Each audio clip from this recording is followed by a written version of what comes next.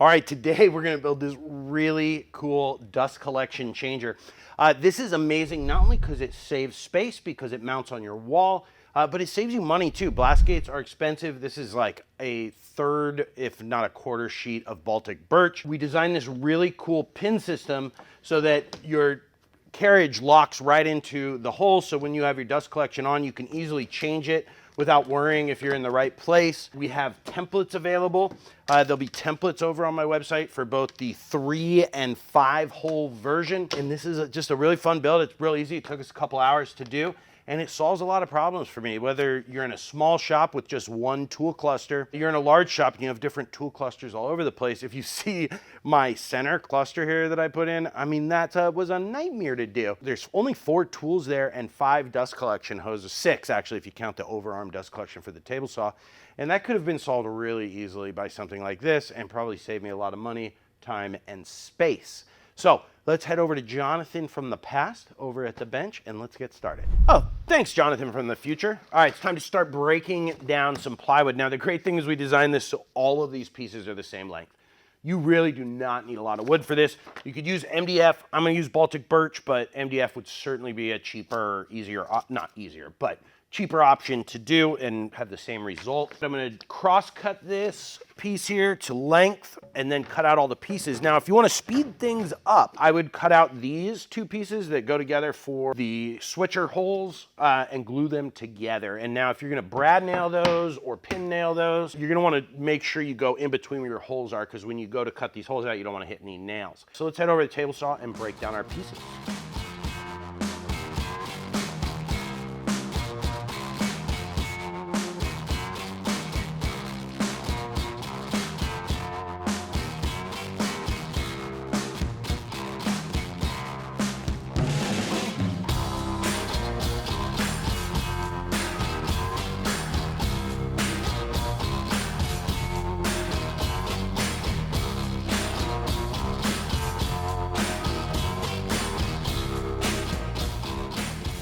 All right, you saw me drawing using the template with a pencil. That's just so that I know kind of where I don't need glue, and also so that I don't shoot brad nails where I'm gonna later cut out circles. But if you didn't get the templates and you're doing the paper templates that come with it, or you're just using ruler and layout, I would definitely mark the center of your circles and sort of give yourself a little safe zone so you don't shoot nails in that area. But other than that, pretty simple here. We're just gonna laminate. And it doesn't matter if you get glue inside your circles. I just kind of did it because why waste glue if you don't have to? And then we're gonna do the thing that everybody hates that I do. That's not true, not everybody, but some people, where I wipe the glue on my apron. And then we're gonna laminate these guys together. I'm just gonna make sure these are really dead nuts to each other. And I'm gonna put in 1 nail in the bottom right corner. And that's nice and lined. Then I'm gonna go to the opposite corner and make sure that one's really lined up. And then I know if those 2 corners are perfect because they're opposite each other, we're gonna be good to shoot nails. Okay, so now that we have these guys glued together, we're gonna turn our attention to these last 3 pieces, which is our 2 side pieces and our carriage. And the carriage is what rides in between that track and locks down. And again, I showed you in the intro, it's got that really cool pin in it. I love that idea, it's super cool. So we're gonna cut these out. For these 2 triangle pieces, what I'm gonna do is cut a rectangle that is this size, only maybe, I don't know, 1 inch longer. And then I'm gonna cut that angle and then flip the other piece around using a stop block and cut the other one. Again, these don't matter. They could even be square if you want them to. It just looks cooler if you make them triangles. But if you want them to be square, super easy. Other thing to note is that the carriage is not perfectly square. It's 6 inches in one direction, and that's the direction it slides. And then 5 and 15/16 the other way, because that's just how it worked out with the port. That's something to know. All right, let's head over to the table saw and cut these out.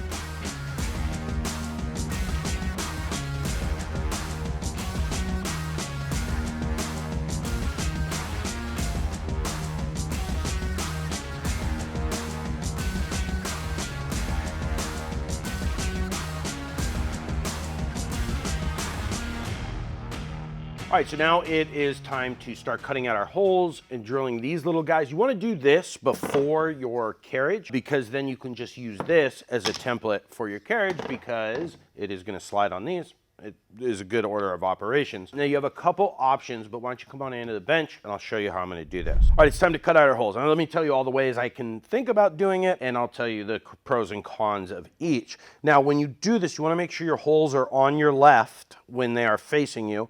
The reason being is your carriage needs to stop here at the end, and you want the hole on your carriage to be on the left. Now, what you can do is buy a 4-inch hole saw. I'm going to tell you right now, these are more expensive than the templates. Templates are not that expensive, so a hole saw is going to be more expensive. And if anybody's ever used one this big, it's like a wrist breaker. Every time it catches, it tries to take your wrist with it. Not my favorite, but you would just use the plans, which have all the centers for the holes marked on them. So you would mark out all your center holes. These are, I believe, 1/4-inch holes. You want to drill all the way until the tip of this drill bit comes through the hole. And then don't go all the way through because it'll get tons of tear out on the bottom. You want to go out from the other side, stick this in the same hole, ladies, gents, and drill back up and finish up the hole. So here's the way that I am going to do it. Now, obviously, here is the Mega Flush Trim Bit that I always talk about how much I love, and it is amazing. But the mistake people make is they would just drill a hole big enough here and then try and hog out all this material. But that's not a good idea, because you really, with flush trim bits, you want to take as little as possible. So what I'm going to do is I have a bushing here in my router with a 3/8 upcut bit. You could use a compression bit. That'd probably be better, honestly. In fact, I'm going to go grab a compression bit. That's neither here nor there. And then what I'm going to do is plunge down in the middle and take small bites and just keep spiraling. It's sort of like what an adaptive clearing path infusion is. And this bushing, what that's going to do is when I get to the edge, it's going to leave me this gap around my template. And you could probably just stop there because, you know, you're going to throw this on there. It's not going to matter. Or you can then switch out to a flush trim bit, come through and just take off that last little bit. And before you remove your template, if you want to save your template for another use, or you want to make a 3-hole one, if you bought the 5-hole template and you're going to make a 3-hole later down the road, maybe you don't want to drill through your template, but what you could do is take a 1/4-inch bit and just sort of stick it in there and rotate it a couple times. That'll give you center, and then you can go through and drill those. It's not crazy critical. You get it, like, you know, if you're off by a millimeter or so, either way, you'll be fine. But you do want it to be pretty close because it's going to line up with the carriage, which is then going to lock into place with that spring-loaded pin I was showing you. So I'm going to go ahead and get going with my template. So I'm just going to kind of go around in circles clockwise till my bushing hits the edge, and then I'll switch over to my flush trim bit, and then we'll go ahead and move on to cutting our French cleat and doing our carriage.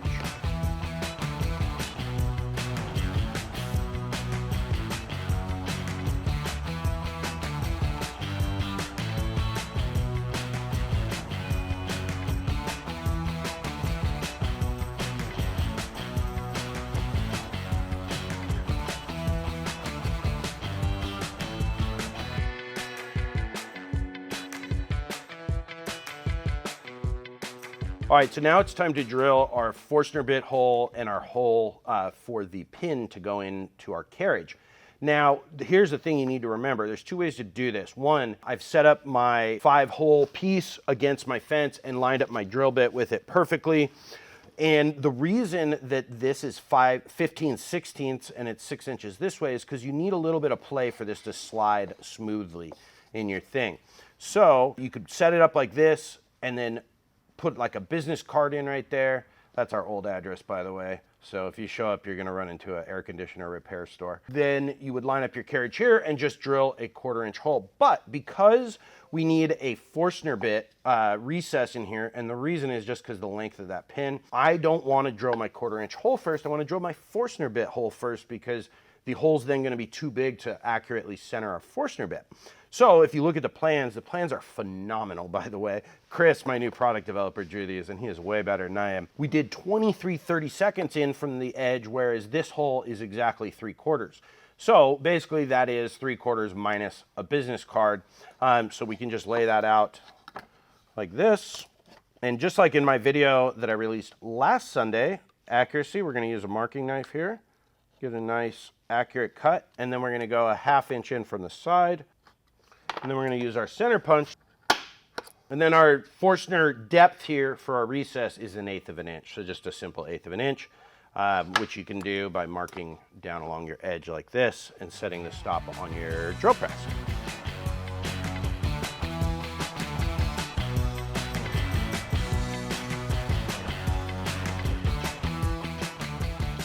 All right, so I completely forgot to cut the hole out for my carriage, which was important when I had my router set up. So I'm gonna do it with the hole saw and show you guys how that works. Now, I hate hole saws so much because they really are kind of grabby and throw things around. So we're gonna do our best here not to have a piece go flying off into the abyss. But what I wanted to show you is that when this portion, the center bit part of your hole saw, comes through the other side, you want to stop. You don't want to get all the way through with this or you get terrible tear out. Look how, these teeth are very far apart. This is designed for more construction work instead of fine woodworking. We're going to drill through. We're going to clamp it down with some double stick tape, and hopefully Mark doesn't take a piece of wood to the camera.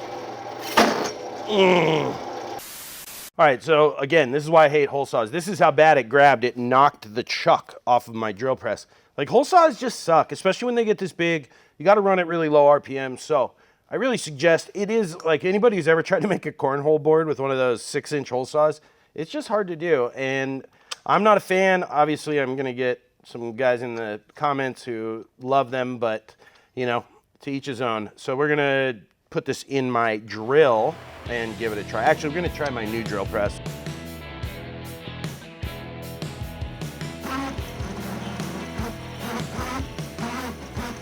Okay, so now we're just gonna follow the step-by-step instructions to put this thing together. I'm gonna use pin nails for all of the non-weight bearing parts, just because I wanna put it up today and I don't wanna wait for the glue to fully clear. I'm gonna use just finished nails for the back of the French cleat, just so it has a little bit more bite to it. But one thing to remember on step 4, there's gonna be 2 pieces here. One is just the solid side, which your lip will attach to, and then behind it is the French cleat. You want to make sure that you leave 3/16 overhang to make sure that the carriage is encapsulated, and then you want to make sure that your carriage goes on the right side of your holes, and the French cleat is actually going to be on the other side here like this, but you're going to have about 3/16 overhang. But if you just go to the very back of your French cleat and use that as a spacer, it's going to be perfect. And then the little guy goes on the front, and you can just flush them up with the edge, and that'll hold that right there. But once you turn on your dust collector, it's always going to suck down anyways, so you don't worry about it like coming off this way, but you do need a little bit of play for it to be able to slide easily. But the pin, which I'm going to show you here in one of the last steps, is going to lock it into the right place. But you just want to make sure it moves correctly. All right, let's get to it.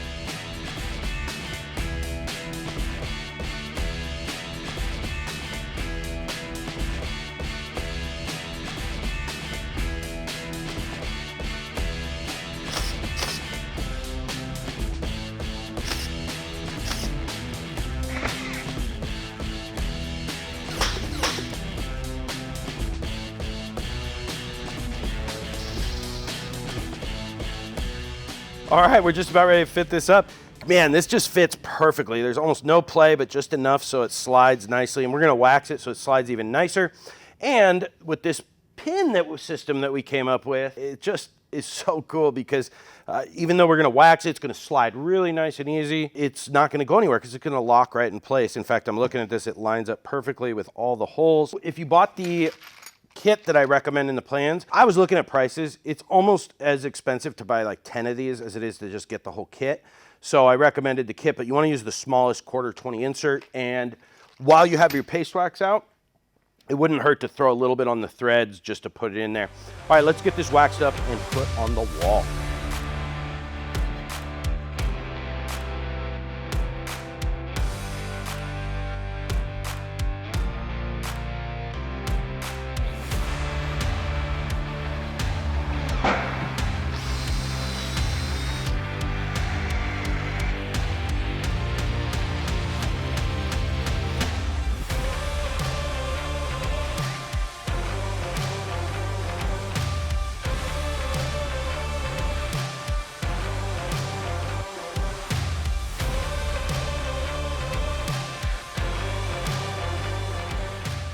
All right, we're hooked up. Let's give it a try.